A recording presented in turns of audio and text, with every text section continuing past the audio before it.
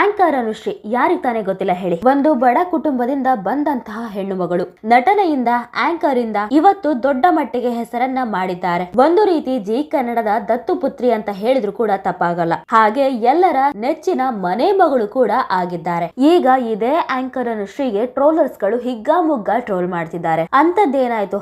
ಅಷ್ಟಕ್ಕೂ ಆಂಕರ್ ಅನುಶ್ರೀ ಅವರು ಮಾಡಿಕೊಂಡಂತಹ ಎಡವಟ್ಟಾದ್ರೂ ಏನು? ಹಾಗೆ ಅದೇ ಟ್ರೋಲರ್ಸ್ ಗೆ ವಾಪಸ್ ತಿರುಗೇಟನ್ನು ಕೂಡ ಕೊಟ್ಟಿದ್ದಾರೆ. ಹೌದು, ತಮ್ಮನ್ನ ಟ್ರೋಲ್ ಮಾಡಿದ್ದ ಟ್ರೋಲ್ ಪೇಜ್ ಒಂದಕ್ಕೆ ಖ್ಯಾತ ನಿರೂಪಕಿ ಅನುಶ್ರೀ ಖಡಕ್ ಉತ್ತರವನ್ನ ಕೊಟ್ಟಿದ್ದಾರೆ. ಕಾಮಾಲೆ ಕಣ್ಣಿಗೆ ಕಾಣೋದೆಲ್ಲ ಹಳದಿ ಅನ್ನೋ ಹಾಗೆ ನಿಮ್ಮ ಬುದ್ಧಿವಂತಿಕೆಗೆ ಹಾಗೆ ಕಾಣೋದು ಎಂದು ಕಿಡಿಕಾರಿದ್ದಾರೆ.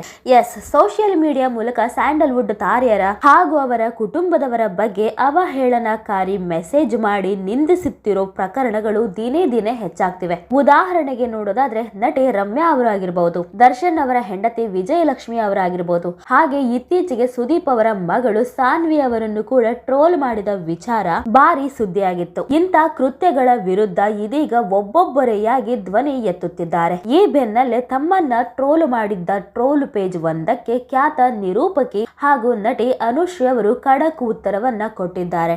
ಎಸ್, ರಾಯಚೂರು ಮೀಮ್ಸ್ ಬ್ರೋ ಎನ್ನುವ ಟ್ರೋಲ್ ಪೇಜ್ ಅನುಶ್ರೀ ಅವರ 2 ವಿಡಿಯೋ ಕಂಬೈನ್ ಮಾಡಿ ಶೇರ್ ಮಾಡಿದೆ. ಅದಕ್ಕೆ ಕ್ಯಾಪ್ಷನ್ ಆಗಿ ಆಸ್ಕರ್ ಗೋಸ್ ಟು ಅನುಶ್ರೀ ಎಂದು ಬರೆಯಲಾಗಿದೆ. ಅಷ್ಟೇ ಅಲ್ಲದೆ ಇಫ್ ಬಕೆಟ್ ಹ್ಯಾವ್ ಮೌತ್ ವಾರೆ ಮೇರಿ ಲಡ್ಕಿ ಎಂದು ಕೂಡ ವಿಡಿಯೋದಲ್ಲಿ ಹಾಕಲಾಗಿದೆ. ಅಷ್ಟಕ್ಕೂ ಆ ವಿಡಿಯೋದಲ್ಲಿ ಏನಿದೆಯಪ್ಪ ಅಂತ ನೋಡೋದಾದ್ರೆ, ಇತ್ತೀಚೆಗೆ ಅನುಶ್ರೀ ಶಿವರಾಜ್ ಕುಮಾರ್ ಹಾಗೂ ಉಪೇಂದ್ರ ರಾಜ್ ಬಿ ಶೆಟ್ಟಿ ಅವರ 45 ಚಿತ್ರದ ಇಂಟರ್ವ್ಯೂ ಮಾಡಿದರು. ಈ ವೇಳೆ ನನಗೆ ತಿರುಪತಿಗೆ ಮೊದಲ ಬಾರಿ ಹೋದಾಗ ತಿಮ್ಮಪ್ಪ ಕಾಣಿಸಲೇ ಇಲ್ಲ, ಬದಲಾಗಿ ಶ್ರೀನಿವಾಸ ಕಲ್ಯಾಣದ ಡಾಕ್ಟರ್ ರಾಜ್ಕುಮಾರ್ ಅವರೇ ಕಾಣಿಸಿದ್ದು ಎಂದಿದ್ದಾರೆ. ಹಾಗೆ ಇನ್ನೊಂದು ಹಳೆಯ ವಿಡಿಯೋ ಕೂಡ ಟ್ರೋಲ್ ಮಾಡಿದ್ದು, ಅದರಲ್ಲಿ ಅನುಶ್ರೀ ಚಿರಂಜೀವಿ ಜೊತೆ ವೇದಿಕೆಯಲ್ಲಿ ಮಾತನಾಡುತ್ತಾ, ನಾನು ಎಲ್ಲೇ ಹೋದರೂ ಮಂಜುನಾಥನ ದರ್ಶನ ಮಾಡುವಾಗ ಕಾಣುವಂತಹ ಮುಖ ಅಂದ್ರೆ ಅದು ಚಿರಂಜೀವಿಯವರದ್ದೇ ಎಂದಿದ್ದಾರೆ. ಇನ್ನು ಕೊನೆಯ ವಿಡಿಯೋದಲ್ಲಿ ಉಪೇಂದ್ರ ಅವರ ಉಪೇಂದ್ರ ಸಿನಿಮಾದ ವಾರೆ ಮೇರಿ ಲಡ್ಕಿ, ನಿನ್ನಂತವರು ಈ ದೇಶದಲ್ಲಿ ಇನ್ನೂ ಇದ್ದಾರಾ ಎನ್ನುವ ವಿಡಿಯೋ ಹಾಕಿ ಟ್ರೋಲ್ ಮಾಡಲಾಗಿದೆ.